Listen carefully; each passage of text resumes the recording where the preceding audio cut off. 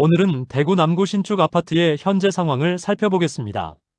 현재는 모두 정리되긴 했지만 어이없는 하자로 인해 입주 지정일까지 지연되어 안 그래도 좋지 않은 분위기에 더욱 거래가 급감하였습니다.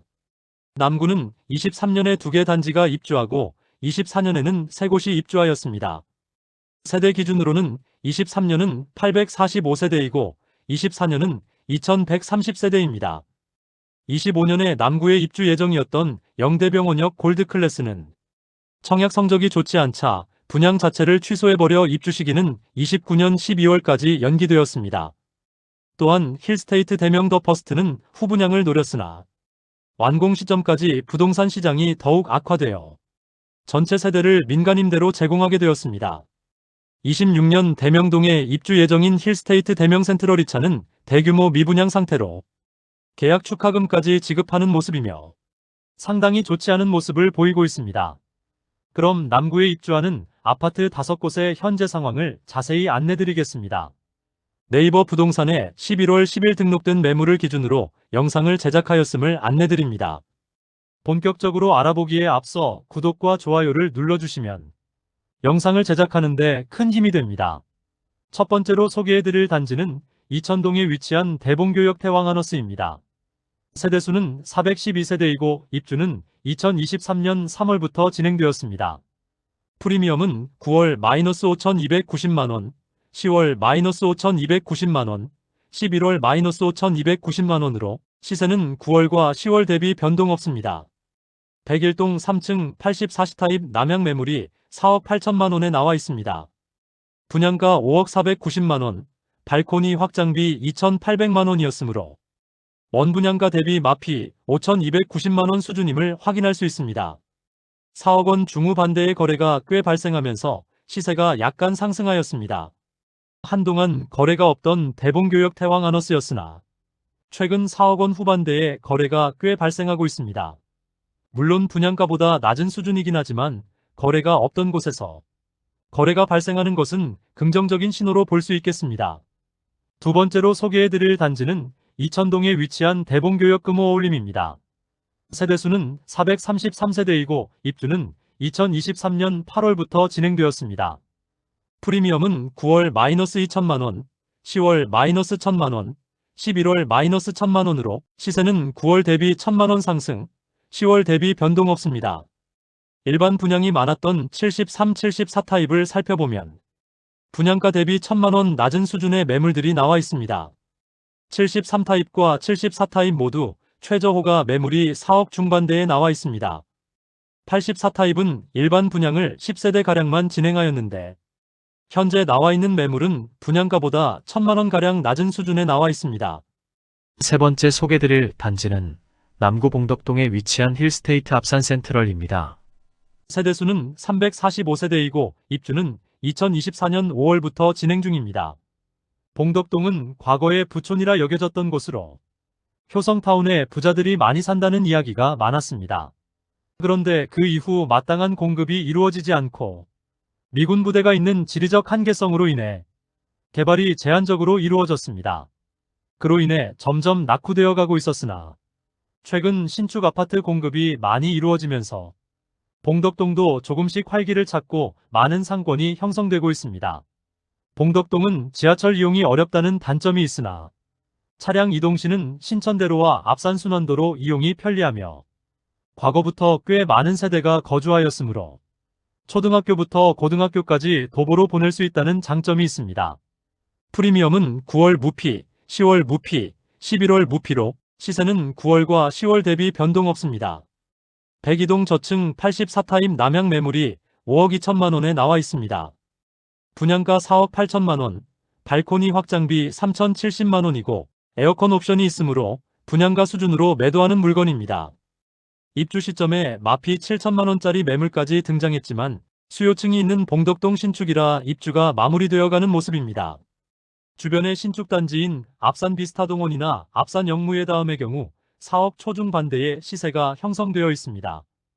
2022년 12월부터 입주하였던 봉덕 2차 화성파크드림은 입주 시기에 마피 5천만원까지 나왔으나 이제 입주가 마무리되면서 5억 원 초반대의 시세를 형성하고 있습니다.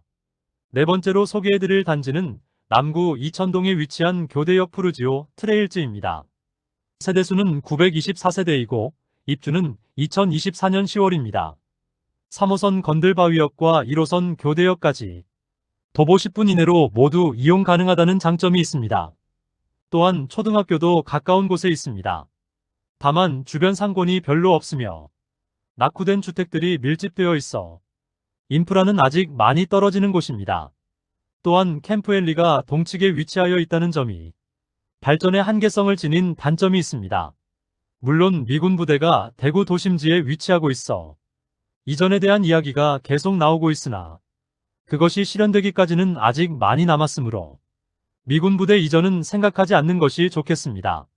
만일 미군 부대가 이전한다면 엄청난 호재임에는 틀림없습니다.